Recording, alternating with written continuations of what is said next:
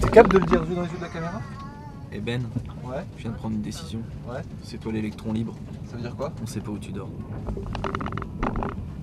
Sors-moi le grand jeu, c'est ma nouvelle série de vidéos que je lance là en 2019 dans laquelle j'invite des gens que j'admire beaucoup à me sortir le grand jeu. Alors qu'est-ce que c'est me sortir le grand jeu? C'est soit me faire faire une activité improbable, soit m'emmener dans un endroit de ouf, soit me faire découvrir des choses que je ne connais pas, m'emmener manger des trucs stylés. Bref, quelque chose qui parle beaucoup à cette personne et qu'il a envie de partager avec moi. Et au détour de cette activité, justement, on en profite pour faire une petite interview dans laquelle on apprend un peu plus sur cette personne et les raisons pour lesquelles je l'admire. C'est donc un mix entre deux formats que j'apprécie énormément, c'est-à-dire le vlog d'une part, parce que voilà, on va prendre des images de cette activité un peu cool, et le podcast, puisqu'il y a cette interview dedans. Donc c'est la quintessence du web de nos jours, compilée dans une série de vidéos que vous retrouvez sur ma chaîne, et qui s'appelle Sors-moi le grand jeu. Aujourd'hui, l'invité de cette émission, c'est Martin.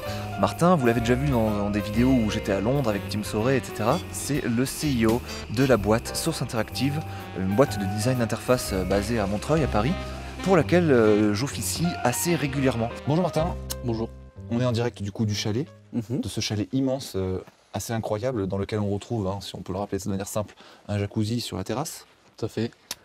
un sauna dans le sous-sol, et la capacité non négligeable d'héberger 23 à 24 personnes. Exactement. Je ne sais pas si j'en ai parlé plus tôt, mais il y a aussi une salle de sport aussi, Oui. on n'en a pas parlé. Mais parce qu'elle sert à rien. Parce que personne n'a utilisé, on est d'accord. Elle a servi de dortoir, si Oui. On peut dire qu'on sait recevoir chez Source. Bah, c'est pas à moi de le dire, mais si tu le dis, je vais pas te contredire. Je le dis, puisque regardez, on a tous été reçus, et tous c'est pas rien, 23 personnes, avec une veste de qualité supérieure, très très chaude, très très douce, sur lequel il y a le joli logo de Source. Et vraiment pour ça, merci, c'est un chouette cadeau. Et bon, pour ceux qui connaissent Martin des vidéos qu'on a déjà fait ensemble, pas besoin de se présenter, mais pour ceux qui ne te connaissent pas, ça serait plutôt pas mal. Il y a mon invité, la majorité du monde. Je pense que c'est une grosse partie de mon audimat et de mon audimat futur. Alors Martin, je t'en prie, dis quelques mots sur toi, d'où tu viens, qui tu es, ton parcours, ce que tu es devenu, ce que tu es aujourd'hui. D'accord. J'ai la trentaine, je suis né dans le sud de la France, j'ai grandi comme un humain plus que lambda. Ça nous fait un point commun déjà. En effet, j'ai appris à l'école comme tout le monde, où j'étais un élève plus que médiocre. Oui, j'ai assez mal vécu d'ailleurs. Ma scolarité, Ah oui. oui, j'étais très mauvais. On m'expliquait que je réussirais rien dans la vie et que c'était d'ailleurs bien mérité. Mérité à ce point. Ouais, bien fait, ouais. Parce que tu faisais chier les profs ou quoi? Non, parce que c'est sadique de dire ça à un enfant quand même. Ouais, mais parce que j'étais pas impliqué et on me disait que j'avais des problèmes avec l'autorité, que j'étais insolent, ce genre de choses. Mais au fond, je pense que c'est surtout qu'on me faisait faire des choses qui pour moi avaient aucun sens et je voyais pas l'intérêt de m'investir dans dans les quelques matières qu'on me proposait et qui étaient d'ailleurs, je trouve, pas forcément très bien enseignées. J'en veux un peu à l'éducation nationale pour la manière dont on est amené à la vie active, souvent trop rapidement. Et puis ensuite, j'ai quand même réussi à avoir mon bac, que j'ai volé, me disait un de mes profs, qui m'aimait pas beaucoup. Tu veux lui faire une dédicace d'ailleurs? Non, pas du tout. Monsieur, si vous nous regardez, on vous dédicace rien. Rien. D'accord. Et puis ensuite je suis parti à la fac en art appliqué où j'ai appliqué rien du tout et j'ai perdu quelques années encore et puis je me suis quand même trouvé une vocation dans le graphisme, dans le design graphique où j'étais plutôt pas mauvais, ce qui m'a permis plus tard de rentrer dans une école à Paris qui s'appelle l'Éthique qui a bien voulu de moi même si j'avais pas tellement le profil pour cette école et là c'est là que j'ai commencé à performer, à me dire que finalement j'étais pas si mauvais que ça. Ce qui fait du bien en soi. Ouais, tout à fait. Ensuite, j'ai travaillé dans la publicité, pour tout ce qui était com numérique. J'ai bien aimé pendant quelques années, mais rapidement, je me suis rendu compte que ce que je faisais n'avait pas de finalité, pas trop de sens. Et vendre des trucs inutiles à des gens qui n'en ont pas besoin, si tu veux, au bout d'un moment, je me sentais plus bien. Et je me suis orienté plus vers le design d'ergonomie, le design d'interface, et je me suis intéressé beaucoup au développement, à la data science, au système, comment on conçoit des interfaces complexes, des choses qui ont un sens, qui ont un intérêt et qui produisent de la valeur. Donc une fois que j'ai roulé ma bosse un petit peu là-dedans, j'ai créé mon entreprise Source, que j'ai cofondée il y a 4 ans avec Jules. Jules que vous pourrez voir aussi dans la vidéo par moment. Mais Jules, enlève tes lunettes. Mais non, moi je suis en mode gangsta. Mais c'est pour la chaîne de Benjamin Code, on te reconnaîtra pas. Ah, direct. Allez, je vous présente Jules Bassoleil, l'organisateur de tout ce joyeux bordel avec Drixé et puis d'autres gens j'imagine. Mais c'est grâce à Jules Bassoleil que voilà qu'on a un séjour de très bonne qualité durant lequel l'ordre et la rigueur et plein de choses agréables et sont de mise.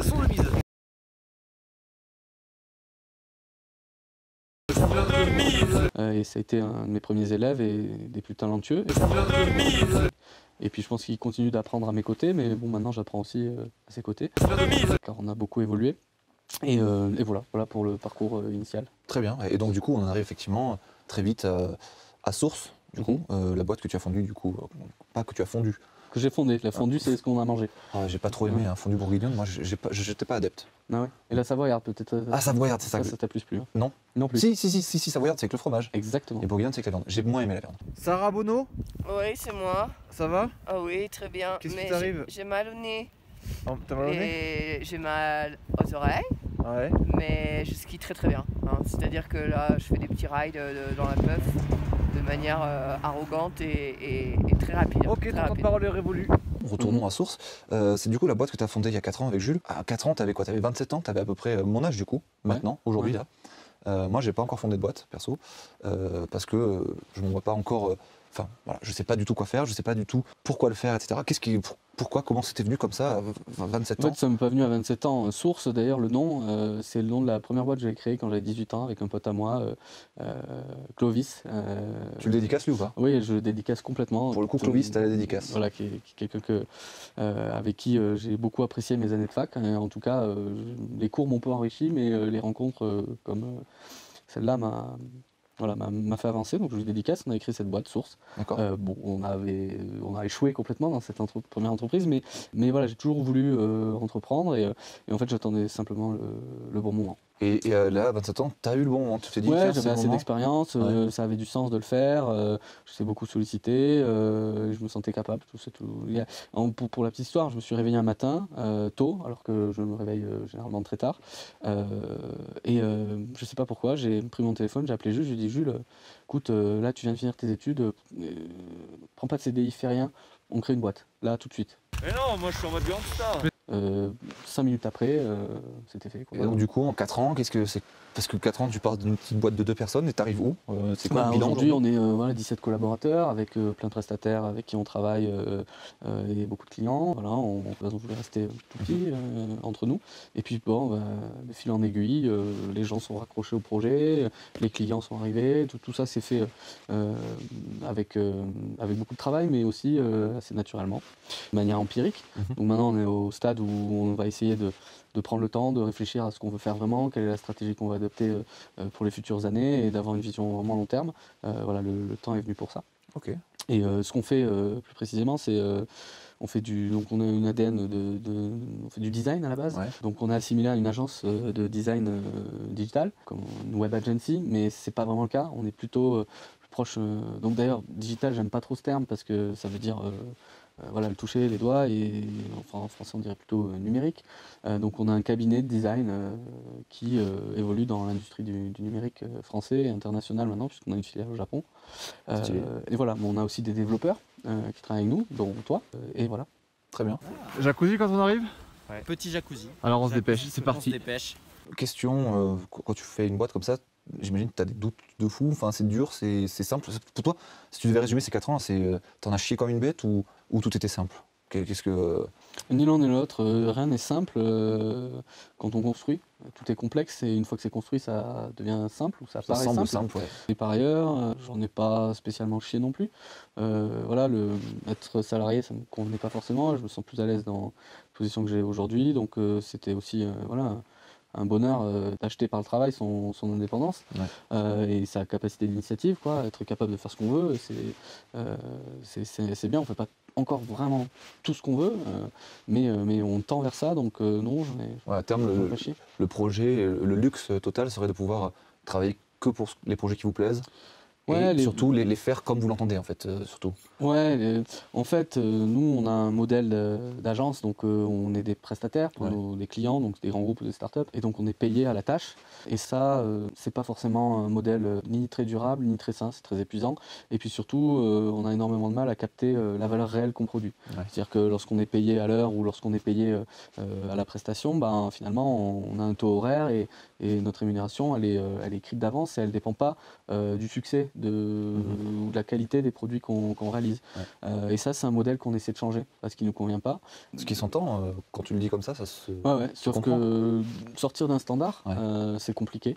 Donc tous nos concurrents fonctionnent comme ça, et nous on a assimilé cabinet de conseil et web agency, un mix des deux, mais beaucoup plus conseil et beaucoup plus, on fait beaucoup d'UX, d'expérience utilisateur, on réfléchit aux stratégies, comment déployer des solutions digitales, comment construire un produit digital avec tout ce que ça implique. Et voilà, tous nos concurrents travaillent sur ce modèle-là de TJM, taux tarif jour homme, et ça on essaie de le craquer. Donc on a plusieurs pistes. Là on a créé une société d'investissement pour pouvoir co-investir sur les projets sur lesquels on travaille, pour, in fine, en cas de performance ou de revente de ce produit-là, en capter un bénéfice. Un bénéfice qui soit bien plus conséquent que le simple travail jour homme.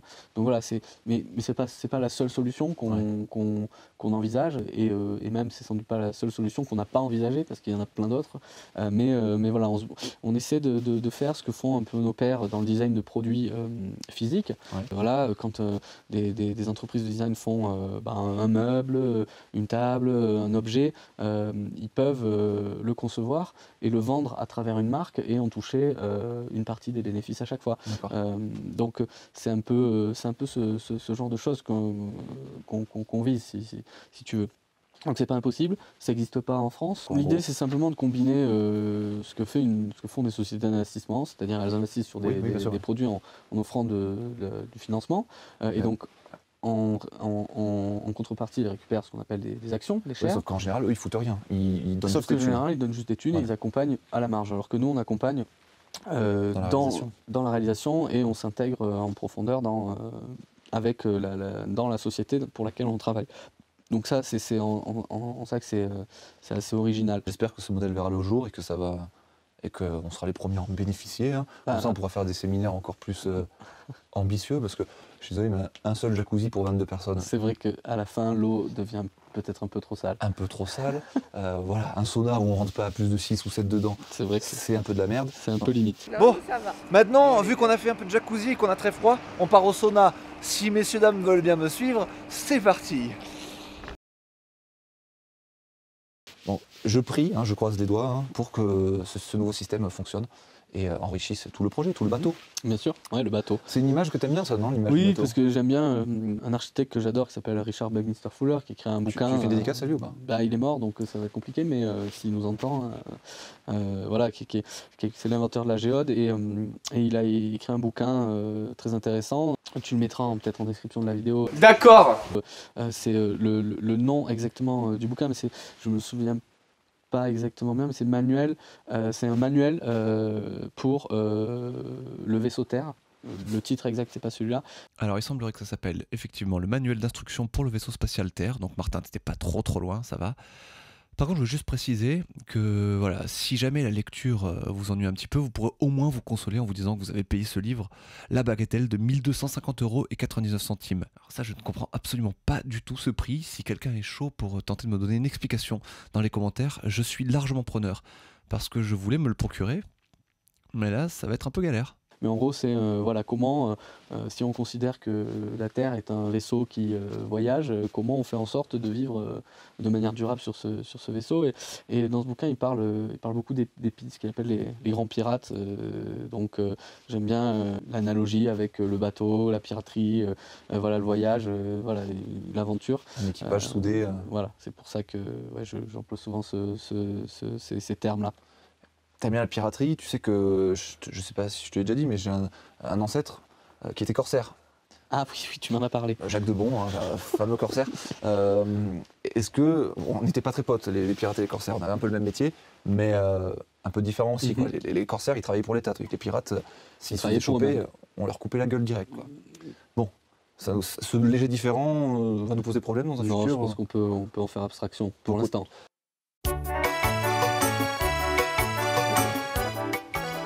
Rémi, tu peux nous rappeler ce que c'est ta technique pour... T'es un bâtard. Vas-y, raconte-nous ta technique. Ça m'a affiché dans une vidéo. Mais non, t'inquiète. Qu'est-ce que c'est ta technique? Alors en fait la technique c'est Stéphane qui l'a dit. Ouais, Ce d'accord. qu'il faut faire. Mais là il va couper, il va mettre Stéphane, hein, voilà. Alors, Ce qu'il Stéphane, faut qu'est-ce qu'il a faire. inventé comme technique? Bah faut attendre que ça sente à manger avant de descendre en bas. Et une fois que. Mais Stéphane tu l'avais fait où l'année dernière? Tu le faisais déjà? Tu restais dans ta chambre? Ah ouais? L'année dernière, ouais. Je m'en souviens. Et voilà. Ça serait pas une technique de maroufle, ça? Et là, ça sent comment, actuellement? Bah là j'ai le nez bouché du coup j'attends que Stéphane me dise. Tu sais que ça sent à fond la nourriture depuis tout à l'heure. hein. Moi j'attends que Stéphane me dise de descendre et après je le suis. Pas encore Stéphane? Ok. Ok. Bon, ben, Du ok, coup on d'accord. attend. Ça marche, merci beaucoup pour la technique, les abonnés apprécieront énormément.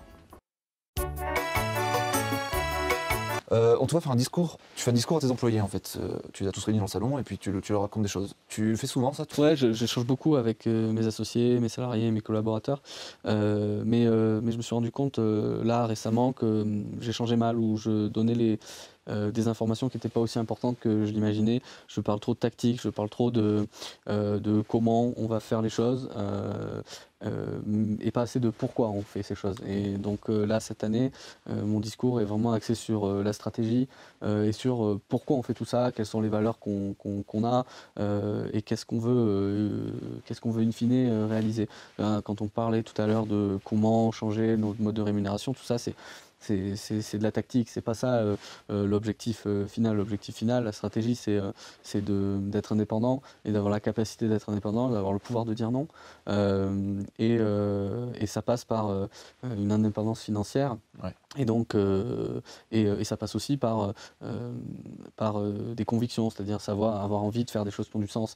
Et c'est en ce sens où je dis qu'il faut qu'on soit capable d'être indépendant financièrement pour pouvoir avoir la capacité de dire non aux choses qui nous déplaisent et qu'on fait finalement que pour Bouffer à la fin payer du les mois. salaires. Ouais, Quoi. bien sûr. Donc voilà, c'est plus là-dessus que je voulais axer mon discours et c'est ce que j'ai fait.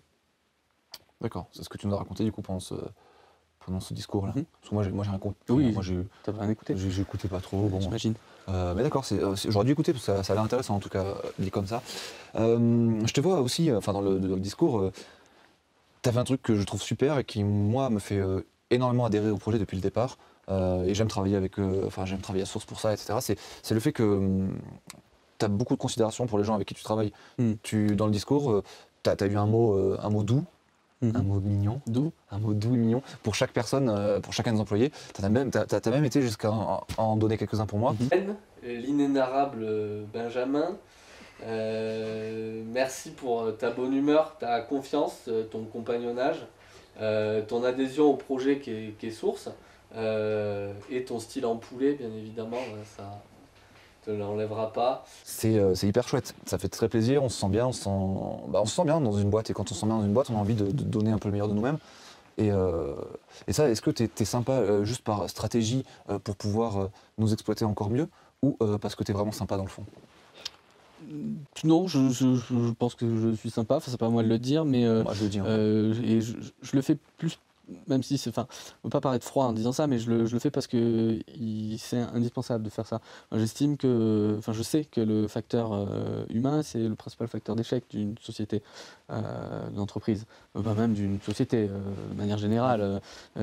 Toute association de personnes, voilà, dépend de chacun de tes individus, et si un commence à aller mal, puis un autre, puis un autre, puis un autre, bah, tout ça se délite et ben, on perd de la performance, on perd la joie de venir travailler, ouais. et de la cohésion, etc.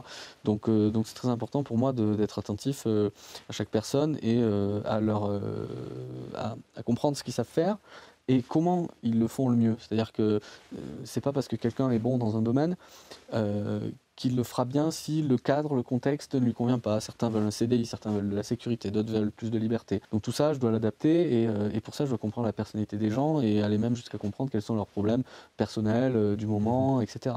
Donc pour moi, c'est très important.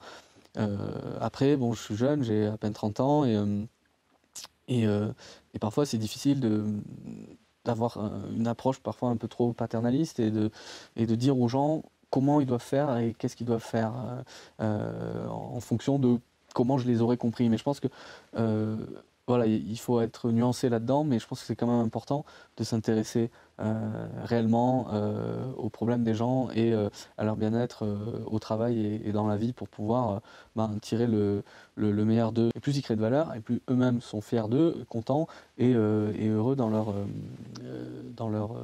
travail de tous les jours. Et aujourd'hui, le travail, c'est 7 heures dans la journée.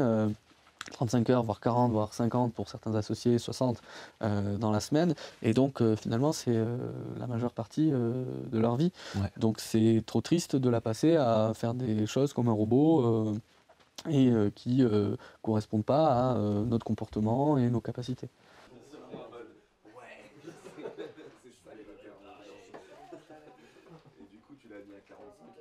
Donc si je récapitule en gros ce que j'ai compris de source, c'est un grand bateau pirate qui réunit plein de personnalités stylées au demeurant. Pour faire des projets qui va plaire au plus de monde de l'équipage, on va faire en sorte que chaque membre de l'équipage ait des tâches qui lui plaisent pour que la cohésion de l'équipage soit bonne et que tout le monde soit content. Mais comme on ne se contente pas de peu, le bateau essaye de réinventer un système de navigation de manière à pouvoir aller plus loin, plus vite. On peut résumer ça comme ça. Tu vois, c'est facile. Hein. Si tu expliques aux gens en termes de navigation, ils comprennent tout le temps. En termes de navigation, parce que tout le monde a l'âme de marin au fond. Bien entendu, on est tous marins, on descend tous de l'eau. Oui, c'est vrai. Nous sortons de l'eau, nous sommes des batraciens. Je ne sais pas ce que c'est un batracien, mais c'est quoi un batracien? Un batracien, c'est les grenouilles, les crapauds. Oui, voilà, on est tous des batraciens à la base. D'accord. Oui. Oui.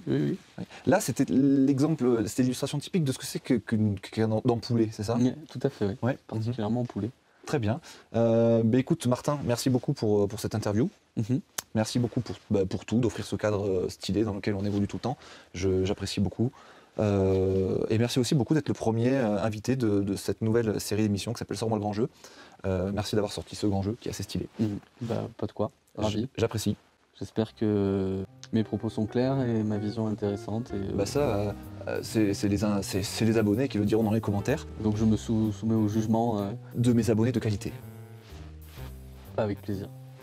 Et puis peut-être que cette vidéo, de par son propos et son contenu, aura un rayonnement plus vaste que celui de ma simple audience. J'espère. C'est ira au-delà de tout ça et on va péter le game.